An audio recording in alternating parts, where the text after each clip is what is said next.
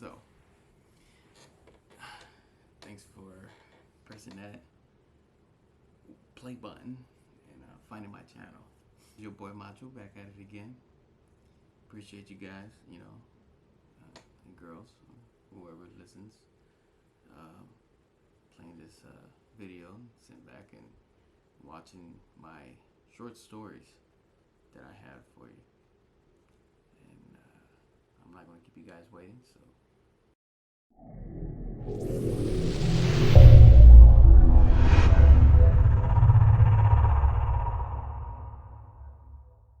Here we go. This story, the timeline to these stories might be a little off because it just happened so long ago. So this one, very weird.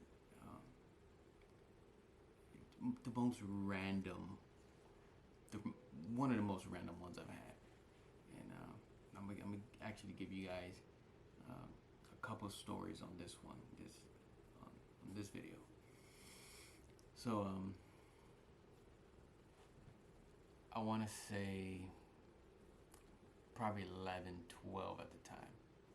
And I always thought I was the fastest runner. And I was actually pretty quick.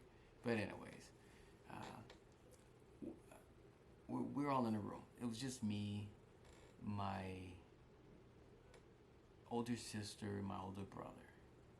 And I don't know where the hell my little brother was. But he was around there somewhere. Anyways. So, we're in a room, I want to say it's 10:30, 11 o'clock in the morning. And I was like, I'm going to go outside. And that's all we did back in the day. We played outside. We had nothing to play with inside the house. So, I go outside and I walk out my front door. And so as you walk out my front door, you walk into a patio, which was a concrete slab that's at about 2 feet off the ground, so it's a huge concrete slab. And so I walk out my door. My door wasn't your regular door that always sat in front of the house, so when you walk out, you walk directly out to the front of the house. So you couldn't see my front door as you come, if you're coming towards my house. So my front door, this is the front part of my house. It would be on the side. So you would come into the patio and then the door is here. Okay. So I come out of the door, walk out onto the ramp of my patio, and I'm looking at my front yard. And all of a sudden I see my sister, who was just in the room, run from the corner, the far corner of the house. She's running, or like she was, as if she was doing laps around the house. So she's running, and I see her, and I'm calling her name, Nani. Nani, what are you doing running around the house? She just keeps running and running. I'm like, I'm fast. She ain't gonna beat me. I'm gonna catch her. So I was on the chase, right behind her. I was maybe 10 feet behind her. As she turned the corner, as soon as I lose sight of her, I turned the corner. She was gone. She wasn't there. I'm like, the back door. She turned the corner, went into the back door, into the kitchen. Of course she did. I go to open the door, it's locked. I'm like, damn it, she locked me out. My mother hears me trying to open up the door. She opens the door. She's like, what are you doing outside? I said, I'm chasing Nani. She's like, what do you mean chasing Nani? Nani's not outside.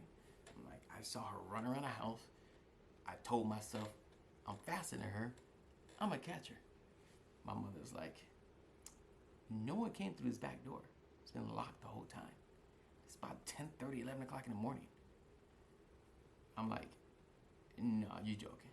She goes, Nani's in the room. I just saw her. I go to the room. She's in the room on her bed with her CD player and headphones on, doing homework on her bed.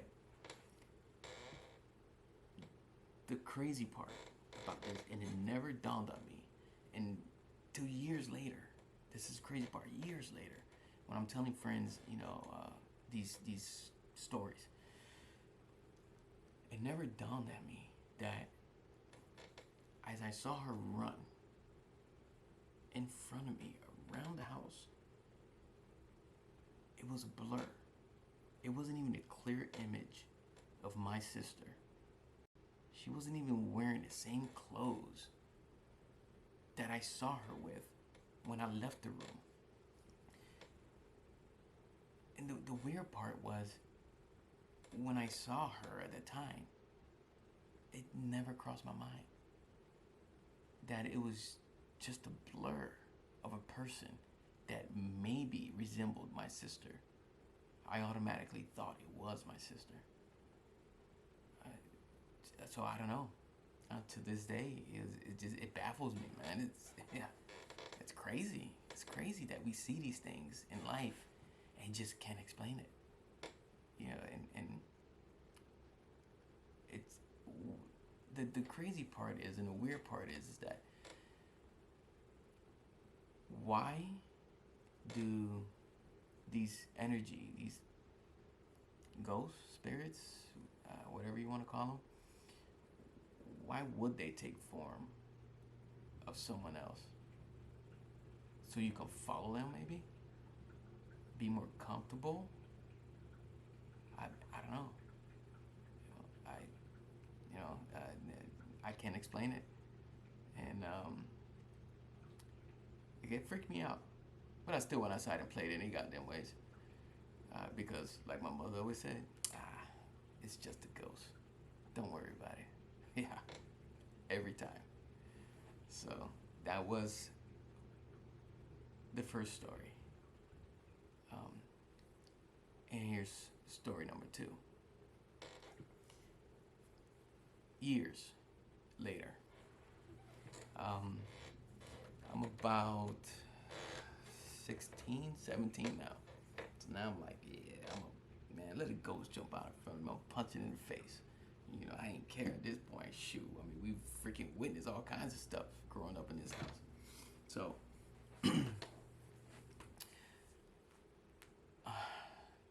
we lived on 2 acres. The house was owned by a Cuban guy, old Cuban guy, who owned tons of farmland down to South Florida, tons of farmland. So, half of that acre of the 2, so I want to say a quarter of the acre that was in the back was a parking garage for all his tractors, his trucks, and his workshop. The rest was yard, and it was great. But anyways, he used to park trucks full of vegetables out back. And he always told my dad, hey, listen, if the truck's there, help yourself. At least that's what my dad always told me. Whatever, we got some free shit. So anyways, we always kept our grocery bags. We kept the bags, the paper bags, the plastic bags. We fold them up, and we put them in a crate that we had in our utility room that was connected to our kitchen. So again, perfect square. So you're looking at a perfect square. Okay. Right here, the far end of the square, there's a door. That door led into the utility room where we had our refrigerator, our washer, and the water pump. We had well water. So the water pump was in the house. That's another story. But let's get to this story. So when we did laundry, we didn't have a dryer, so we hung our clothes. And night, we would bring the clothes that weren't dry inside and hang it inside the utility room. So we had a rope going from one end of the utility room to the other end. So with all the wet clothes hanging on this rope, everything was sagged to the middle. So all the clothes would pile up in the middle. Just remember that. So we're out back. We're filling up bags of tomatoes, other roots and vegetables. And my dad goes, "Hey, Macho, go in the house and get some more bags. We need more bags." I said, "Okay." And it was night. This is like 7:30, 8 o'clock at night. So it was dark. And so I run back to the house. I'm running back to the house. I go into the back door, kitchen door, go into the utility room. As I go in the utility room, the door opens inwards. So it opens into the room. And right behind the door were the bags. I go behind the door and I'm grabbing all the good bags. We had freaking bags that were ripped. So I'm looking through them and seeing what's not ripped, what doesn't have a hole in it. And as I'm doing that, behind me, I hear the hangers that the clothes are on shifting. They're moving. We have plastic hangers. And if you move the hangers, you know, they jerk a little and they clink against each other. So they make that plastic sound, clanking, whatever you want to call it. But anyway, they make a sound. I hear it. I do not want to look back. But I did. And let me tell you something. The clothes that were gathered in the middle because they were wet and heavy, they split apart. I see this shit and I'm like, oh hell no. I booked it. I ran back. Dad's like, "Where's the bags?" I'm like, "You get them. I ain't going back in the house." He's like, "What are you talking about?" The clothes in the freaking utility room, they split apart. Half went that way, the other half went that way. And he's like, "Holy shit." So we all stopped what we're doing. Now, it was me, my dad, my mom, my two brothers, and my sister. We were all outside at this time. No one was inside the house. We all run back. My dad grabs a machete. I grab a golf club. Everybody got something. We were going to kick this ghost's ass. Maybe. I don't know. But we grabbed the shit anyways.